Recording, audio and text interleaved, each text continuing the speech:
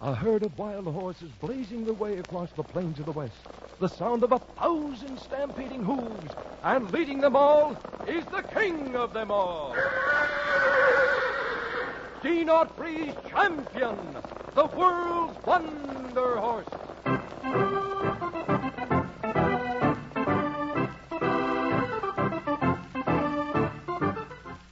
Yes, boys and girls, the Mutual Broadcasting System presents once again the transcribed adventures of the king of all wild horses, Champion, the world's wonder horse. A series of fast, exciting stories about a boy named Ricky West, raised in the wilderness since childhood by his adopted Uncle Smokey, a German shepherd dog named Rebel, and a stocking-legged chestnut stallion you all know and love, Champion, the world's wonder horse.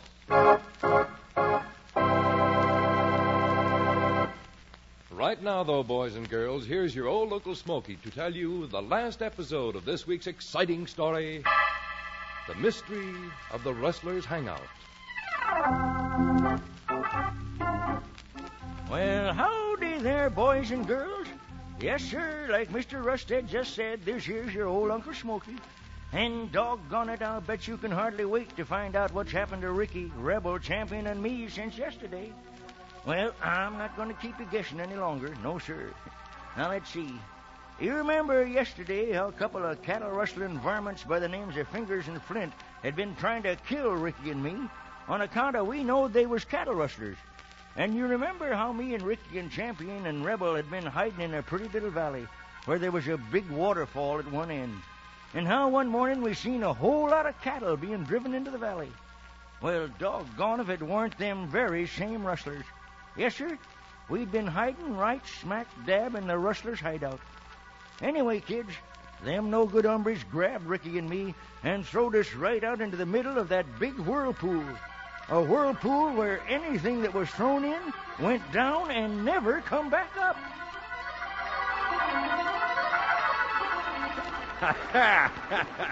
Well, Flint, looks like that's the end of them two. They won't be sticking their noses into our business again. Not ever. Well, sure, kids, as Fingers said, it sure looked like Ricky and me was goners, all right. And we knowed it, too, 'cause there wasn't no way to get out of that there whirlpool. No way at all. Current's pulling up my legs, Uncle Smokey. We're going to be drawn into the center. I can't keep my head above water much longer. Me neither, son. Current's awful strong. Getting stronger the nearer we get to the middle. I wish I could see Champ. Me too. I'm going under, Uncle Smokey. I'm going under. You hold your breath as long as you can, Ricky. Goodbye, Uncle Smokey.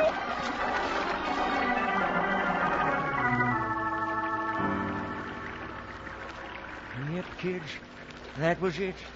Me and Ricky was pulled right down in the middle of that whirlpool. Of course, I held my breath just as long as I could, all the time feeling myself being pulled deeper and deeper.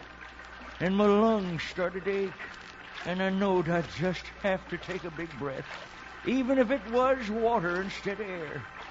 So I said a little prayer, and I opened my mouth, and then I felt myself starting to go up again. Up, up, up. Up I went, faster and faster. And then all of a sudden, my head popped out above water, and I could breathe good, clean air again. And there, right alongside of me, was Ricky. Gosh, Uncle Smokey, I thought you were never going to come out. Ricky, where are we? I don't know. It's kind of dark in here. I think we must be back in the falls. Yeah, I guess we must be. Because there's the falls over there. You can see the light coming through the water. We're not out of danger yet, Uncle Smokey. It's still about 50 feet to the edge of the plunge. I don't think I can make it. Me neither. Hey, that sounds like Rebel. That's Champion, Uncle Smokey. Champ! Here we are, boy! Out here in the water!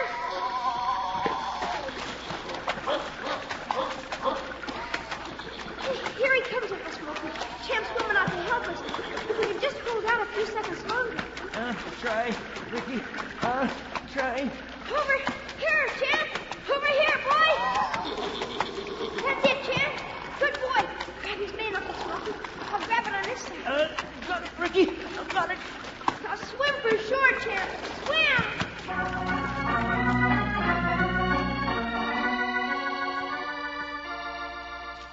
Well, sure, boys and girls, by holding on to Champion, Ricky and I was able to get to the bank of the pool. Sort of a ledge it was.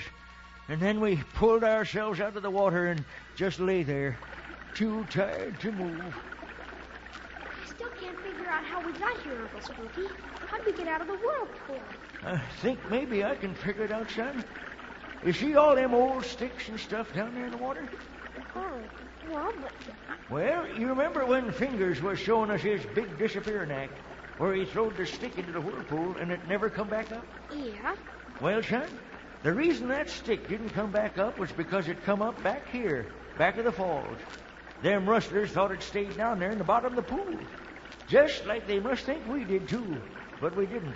Well, I'll be. I'm afraid they're going to get a mighty big surprise when we turn up again alive and kicking. But, Uncle Smokey, what I can't understand is how Rebel and Champion got back here. Son, that's something we're going to have to find out. That is, if we ever get out of here without having to swim back through the whirlpool. Say, I got an idea, Uncle Smokey. I'm going to try and get Rebel to show me how he got in. Come here, Rebel. Here, boy. How'd you get in here, boy? Show me how you got in. He's running off to the left, Ricky. I'm going to follow him, Uncle Smokey. Well, go to it, son. I'll wait here.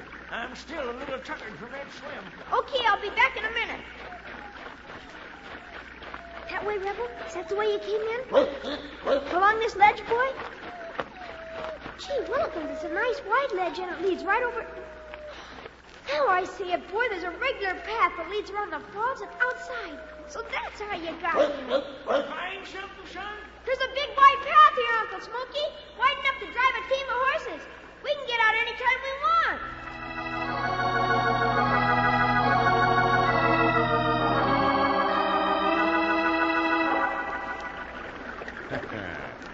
Well, they're gone, Flint. They've been under that water for a good 5 minutes. Yep. Nobody can live underwater for that long. Yeah, that'll teach them to stick their noses in our business. Yeah, figure so will. Well, what say we start driving this herd toward the border?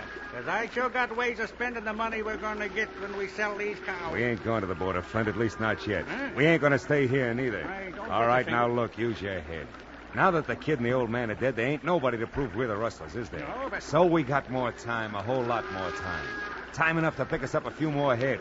And this time a real herd to drive over the border. Yeah. Come on, let's get going. Hey, wait a minute. What about these stairs we've already got here in the There's valley? feed here, ain't there? Yeah. And there's plenty of water. Yeah, sure. And ain't nobody here to drive them away, is there? No. So they'll stay here, Flint, every last one of them.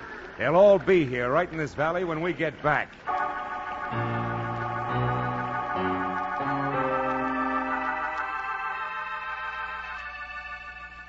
Uncle Smokey, Yes, Ricky? the rustlers are gone, haven't they? For a while they have, I reckon. Why? Well, let's do a big disappearing act of our own. I don't get you, son. Well, this cave is awful big, isn't it? Yeah, sure is.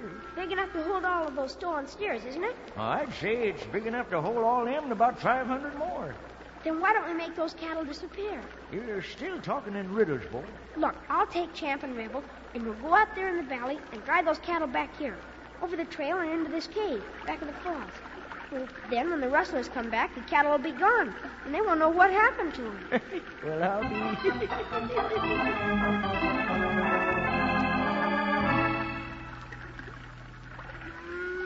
Well, looks like that does it, Uncle Smokey. We got them all back here in the cave. Yeah, sure have, son. That's just about the biggest disappearing act was ever pulled.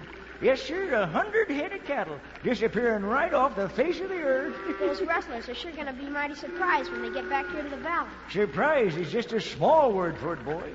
Just a small word. And now, Uncle Smokey, Champ and I are going to ride into town and bring back the sheriff. That's a good idea. I'll come along with you. No, I think you better stay here. The sheriff might still think that you're the rustler. Yep, you're right. I never thought of that. Besides, somebody's got to keep the cattle here in the cave. Well, you just leave that to me and Rebel. But be careful, son. Be careful. Don't worry, Uncle Smokey. We'll be back in not more than 4 or 5 hours.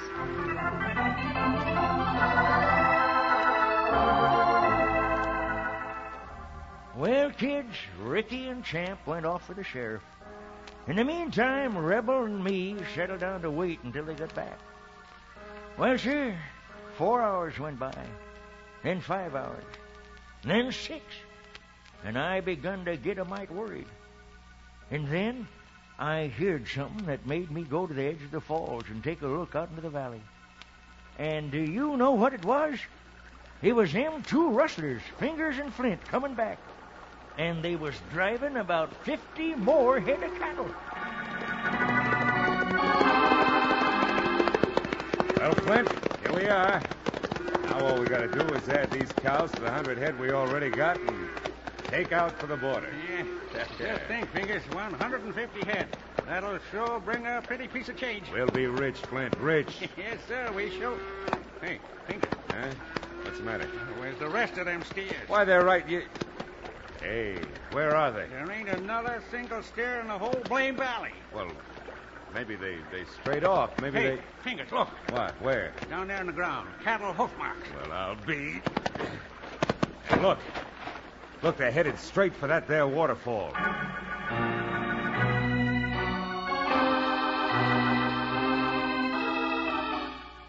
Well, boys and girls, that was something Ricky and me hadn't figured on. Anyway, they followed the cattle hoof marks all right, and they was heading straight for the trail that led behind the falls.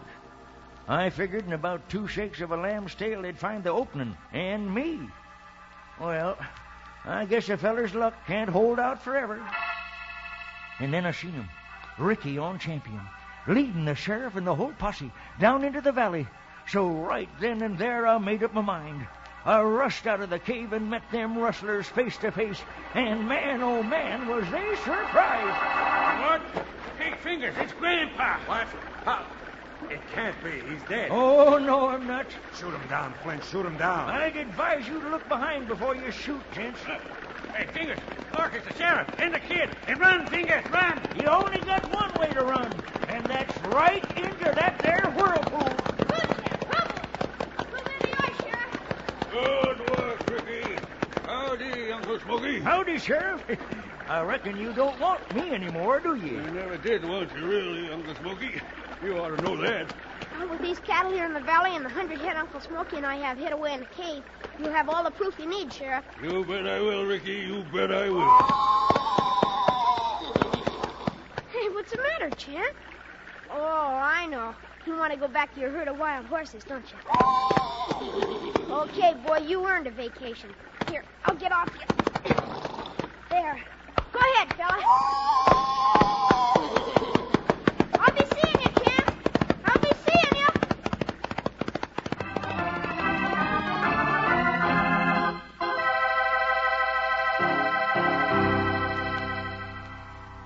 Well, boys and girls, it looks like that's just about all for this week. But be sure and be listening next Monday for another real exciting adventure called The Mystery of the Vanishing Cattle. Well, till then, this is your old Uncle Smoky saying so long, kids, and keep punching.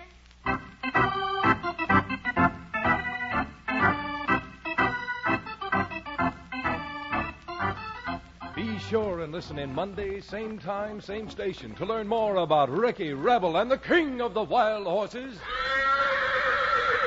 Gene Autry's Champion, the world's wonder horse.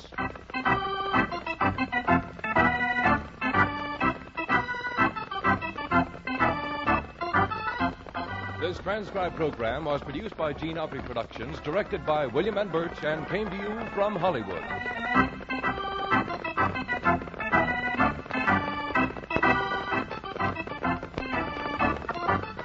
And now stay tuned for Curly Bradley, which follows over most of these stations in just a moment. This is the Mutual Broadcasting System.